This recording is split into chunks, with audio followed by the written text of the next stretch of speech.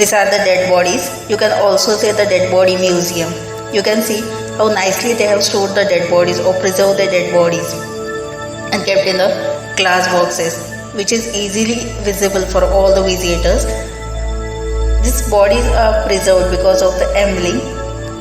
Ambling is the art of preservation of the human remains by treating them as ambling. It is a chemical which used to preserve the human bodies. This ambling prevents the body from the decomposition. Ambling is done for the preservation, sanitization and presentation and for facilitating transport of the human bodies. First is the preservation. Ambling fluid often containing formaldehyde are injected into the vascular system to inhibit bacterial growth and slow down the natural decomposition process. This allows for the longer period between death and final decomposition, giving families more time for the furlough, planning and bathing. And the sanitization. Ambling disinfect the body, rendering it safe for the handling and bathing.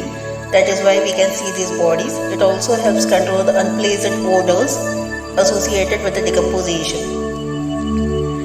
Ambling can restore a more natural and lifelike appearance to the deceased, making them more presentable for weaving and funerals, which can be emotionally helpful for grieving families, allowing them to have more positive memory pictures of their loved ones. It is not done in our Indians, but in some countries they are doing for weaving the bodies. So that is this process they are doing, as well as for the facilitation of the transportation required for the transportation bodies, especially internationally, to ensure them remain a presentable and a sanitary condition. So that is why ambling is done.